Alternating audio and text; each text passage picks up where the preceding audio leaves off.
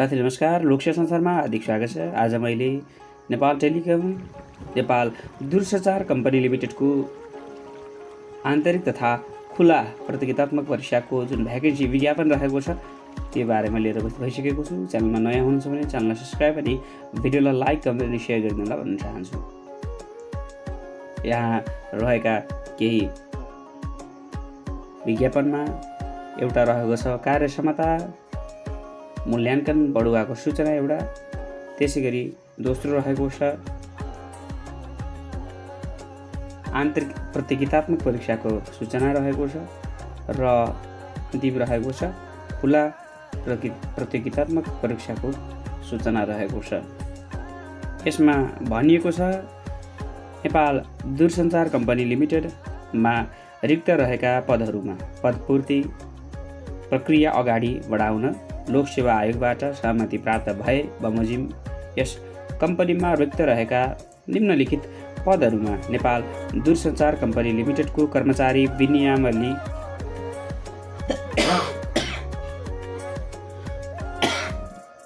2078 को पहिलो संशोधन समेत बमोजिम खुला तथा समावेशी प्रतियोगिताद्वारा स्थायी पदपूर्ति गर्नुपर्ने भएकोले निम्नानुसार योग्यता पुगेका विनियम 17 बमोजिम अयोग्य नभएका तथा लोकसेवा आयोगबाट परीक्षामा अनियमितता गरेको सम्बन्धमा यसअघिका निश्चित अवधिसम्म आयोगद्वारा सञ्चालित कुनै पनि परीक्षामा सहभागी हुन नपाउने गरी कारबाहीमा नपरेका इच्छुक नेपाली नागरिकहरूबाट अनलाइन दरखास्त आह्वान गरिएको छ भनेको छ।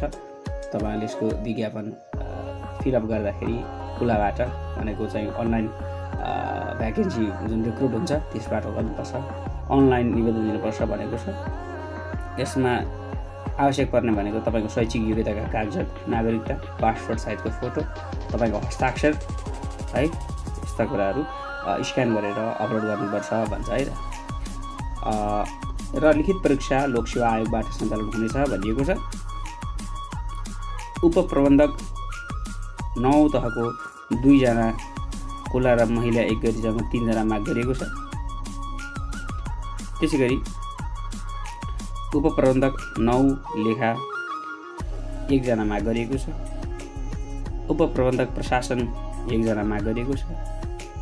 वरिष्ठ इन्जिनियर टेलिकम 8औं तह 2 जना माग गरिएको छ। वरिष्ठ लेखा अधिकृत प्रशासन समूह लेखा उपसमूहमा चाहिँ 1 जना माग गरिएको छ 8औं तह।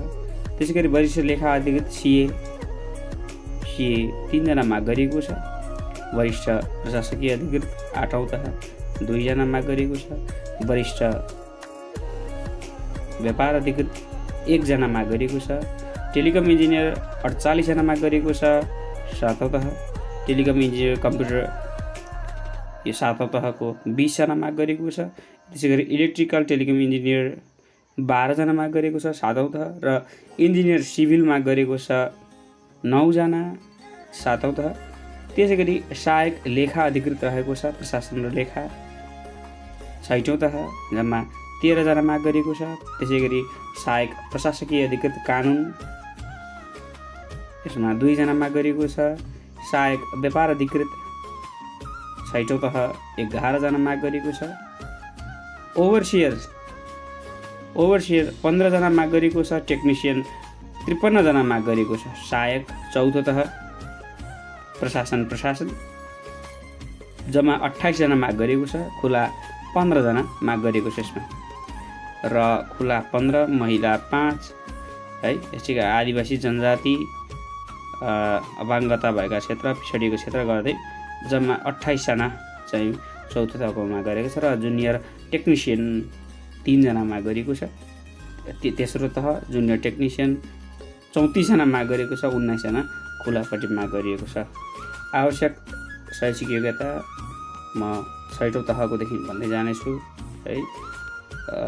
60औं तह सहायक लेखा अधिकृतको लागि भन्दैछ मान्यता प्राप्त शिक्षण संस्थाबाट व्यवस्थापन वाणिज्य शास्त्र वा व्यापार प्रशासनमा स्नातक तह ब्याचलर्स गरेको हुनुपर्छ भन्छ।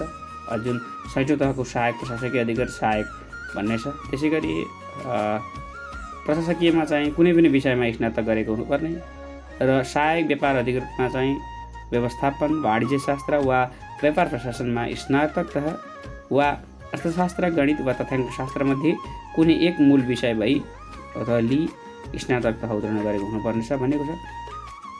सहायक अधिकृतपछि ओभरसियरका लागि चाहिँ मान्यता प्राप्त शिक्षण संस्थाबाट सिभिल इन्जिनियरिङ वा आर्किटेक्ट वा सर्वे इन्जिनियरिङमा प्रमाणपत्र भनेको 12 भनेको छ वा डिप्लोमा पनि भन्छ।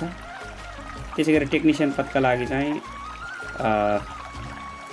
मान्यता प्राप्त शिक्षण संस्थाबाट एसएलसी वा सोसर उत्तीर्ण गरी नेपाल दूरसञ्चार कम्पनी लिमिटेडको दूरसञ्चार तालिम केन्द्रबाट ट्रान्समिसन आउटसाइड पावर स्विचिङ वा टेलिकम टेक्निसियनको तालिम प्राप्त वा राष्ट्रिय सिप परीक्षण केन्द्रबाट ट्रान्समिसन आउटसाइड पावर स्विचिङ विषयमा तह 2 को सिप परीक्षण उत्तीर्ण भएको हुनुपर्छ। र सहायक पदका लागि मान्यता प्राप्त शिक्षण संस्थाबाट एससी कम्तीमा 2 GPA ल्याएको हुनुपर्छ वा एसएलसी पास गरेको हुनुपर्नेछ भनिएको छ।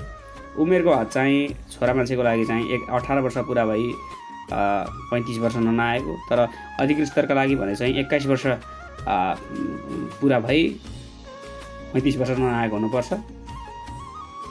महिलाको हकमा चाहिँ 40 वर्षसम्मका महिलाले प्रतिस्पर्धा गर्न पाउनुहुन्छ र परीक्षा को किसिममा लिखित अन्तर्वार्ता र प्रयोगात्मक रहेको छ।